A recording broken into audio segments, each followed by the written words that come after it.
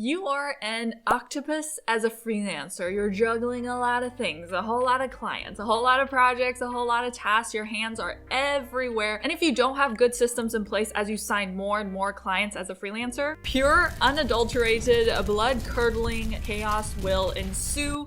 And after 5 years of freelancing, 40 plus freelance clients, and juggling sometimes 5 to 10 clients at a time, I have learned the do's and don'ts of managing your time and multiple clients as a freelancer at the same time. So let's talk through the 5 non-negotiables you need to put in place as a freelancer in this video so that you don't want to cry yourself to sleep every single night. Hey, my name is Dea, freelancer, digital business manager, most recently entrepreneur, and as always, you can find sections on the play bar below if you want to skip to a certain part of the video. Your time is precious, take what you need. If you want to watch this on 2x, please feel free to do so. Okay, let's dive in. First things first, you need your boundaries. These are your ride or dies as a freelancer. If you haven't already, watch my video on the 4 types of boundaries you have to have. These are non-negotiable 4 types of boundaries you have to have. I don't want to hear it. No excuses. You need these boundaries written down front and centered, ideally tattooed on your body so you never forget or compromise on them. Without boundaries, freelancing will not be sustainable in any shape or form and will 100% guaranteed turn into a nightmare faster than you can say, why am I working at 11:23 p.m. on a Saturday? True story. You and your clients need to know when you work, how you work, your time off, your turnaround times, your communication preferences, all that good stuff. And if you have no clue what I'm talking about when I say the word boundaries, I'm scared for you. You need to watch that video. I mean it. I'm giving you my sternest look right now. All right, so now we have our boundary foundations. Next step. Arguably, the most important aspect to managing multiple clients as a freelancer is your headquarters. Your HQ is your holy grail. Your HQ is your overview spot. It's where you see the overview of everything going on for each client. The most important thing about HQ as a freelancer is you need to feed everything into this one place. That's why we call it the HQ, because everything goes to HQ. All input flows into your HQ. Every single task, to-do, project goes into HQ for each client. When a client mentions something that needs to get done on call, immediately goes into HQ. When a client sends you an email with a random task, straight into HQ. When you are tasked with a project, all the subtasks within that project that have to get done goes straight into HQ. Then from your HQ, it gets either put into your weekly plan or your calendar with a time or date when this thing needs to be done, or it stays in your HQ until it's ready to be moved into your plan. At any given time and place, your to-dos should be in your HQ or in a plan, or they should be done. Those are the only options. They cannot be anywhere else, okay? And your HQ can really be anything. It can look like anything you wanted to. You can use any tools. You can use Notion, Trello, Asana, Basecamp. The tool doesn't really matter. How you use it is what matters. You need to honor this HQ, respect it, cherish it. Everything gets dumped here. Nothing lives in your head ever, right? I don't ever want to hear, I don't need to write this down, I'll remember it. No, you won't. I speak from firsthand, way too many firsthand experiences. We don't want all of our to-dos spread out on a ton of different post-its, tons of different notes, on paper, in a journal, in a diary, in your brain. We don't want all of this chaos. This is how we forget things. This is how we don't trust that we're remembering everything. We want everything to funnel into one place. Respect the HQ. Worship the HQ. I swear this will also give you the biggest sense of relief knowing that everything you need to do and remember is in this one spot and that you aren't forgetting anything by chance. Get into the habit of flowing everything into the HQ, and you know what? The HQ doesn't have to be fancy either in terms of layout. Here's my HQ for the first few years of freelancing. It was literally just a notes document with each client listed out and a list of what I needed to do for each client. That's all it was. It was not fancy. It was not some secret productivity hack or strategy. None of that. It doesn't need to be that. It just needs to be one location that we respect that has everything, the HQ.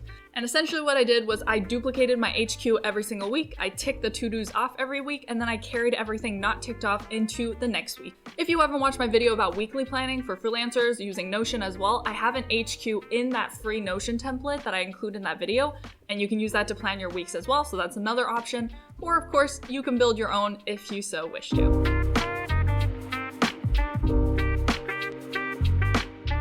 The next thing is managing your calendar. I'll be making a whole video on calendar setup and calendar management and organization as a freelancer, but my 3 biggest tips when it comes to calendar management is time block, aka block 2 to 3 hours on your calendar for each client at a time. Don't switch between all your clients constantly. This context switching where you're like pulling yourself in and out of businesses is very, very time and energy inefficient, which we are not about. So batch your time so you can actually focus. That might look like, Mondays 10 a.m. to noon is reserved for client 1, noon to 1 p.m. is for client 2, 1 p.m. to 3 p.m. is client 3, and then 3 p.m. to 5 p.m. is admin or something like that. Just make sure you're blocking out those times. Another tip I have is to add breaks and buffer times into your calendar. Do not jam-pack your schedule. That is completely unrealistic. You are a human. You need breaks.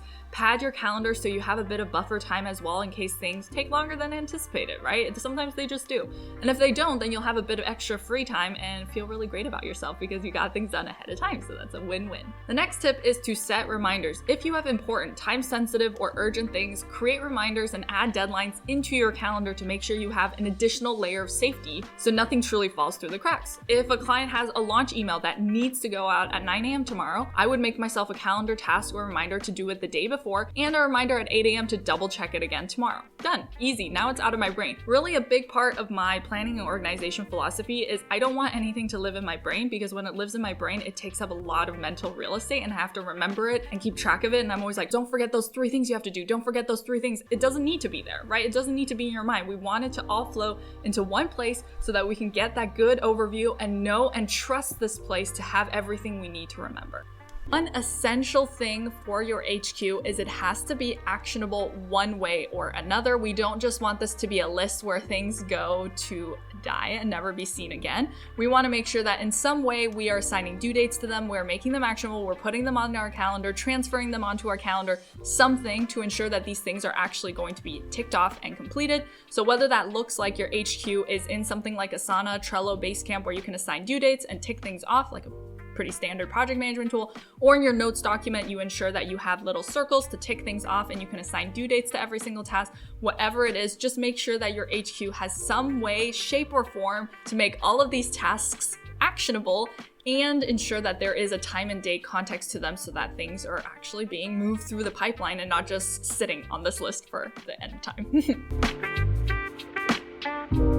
My next tip when it comes to managing clients is to track your time. This is really important. You need to have clarity on your time because your time is money even if you are not charging hourly. Track your time to find out how your time is spread between clients and if it correlates with the bread that you're making per client. I recommend Toggle, but there are loads of time tracker tools out there. Tracking your time also really helps with something very important, which is helping you be realistic about what you can actually handle. And I know it's so tempting, especially in the beginning as a freelancer, to just say yes to every single client flashing paper. You need to know time-wise what you can realistically handle. Sometimes I talk to people who are completely overwhelmed and they're like, oh my gosh, Dea, how do you manage so many clients? Like blah, blah, blah. And we're like going through the organizational systems and it comes out that they just signed on too much work. Sometimes you don't really realize you've signed on 60 hours of work until you track your time and you're like, well, if it isn't the consequences of my own actions. So do not overbook yourself. That's not fair to yourself. It's not fair to your clients. So cap your hours at the top. Maybe that is 20 hours a week for you or 30 or 40, whatever you can realistically handle based on where you are in life and your situation. It doesn't really matter. Just make sure you aren't signing on too much work because that is setting yourself up for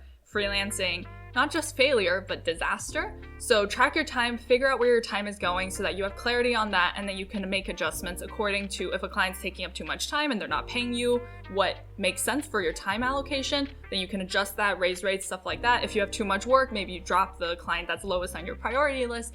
But if you don't have that clarity on where your time is going, you can't make any of those adjustments. So start tracking your time now, even if you just have one client, track your time. The next thing that's super important is creating communication guidelines. I would say 80% of the time, a lack or unclear communication is the cause of drama in client relationships. I have worked with dozens and dozens and dozens of incredible freelancers, but still I would say communication is the number one thing most freelancers can and should work on. So to manage multiple clients properly, it's not just what's going on your end, that you're getting everything done and you're super organized and you're like super planning and everything like that. It's also making sure your multiple clients feel prioritized, taken care of, that they feel transparency in your process of what's going on. So you have to come up with communication guidelines for every single client as a freelancer. And yeah, this is useful for you, but it's also something you can set as an expectation with your client up front and make sure that they're happy with, so that that's just a big perk of working with you, one of those soft skills that they will brag about to all their other friends. So communication guidelines should include things like how you will communicate, right? Which platforms, Slack, email, Zoom, and how often you will communicate, weekly, monthly, daily. And you might also want to consider the type of communication. So things like, daily check-ins. Is it a status update? Is it a report of some kind? Maybe you're a social media manager, you create reports. What does that type of communication look like? Is it going to be a call where you chat things through? Do you just send them via text something on Slack to let them know what you've worked on? So keep those things in mind, set those expectations up front so the client also knows what to expect, and you will be so organized, and your multiple clients will be so excited because they will always know that they have that regular check-in point with you. Then don't forget to follow the guidelines you set, right? Add these communication checkpoints into your to-do list, into your HQ, like send daily update to client 2 or book in monthly check-in with client 4. Bing, bam, boom. Clients feel good about how often they're hearing from you. You feel good about keeping everyone up to date. Now you have a choice. If you're struggling with your calendar and time, watch this video and get a free Notion template too. Or if you're like, wait, hold up, Dea, boundaries? What are those? Click this. As always, thanks so much for watching, and I'll catch you in the next one. Okay, bye!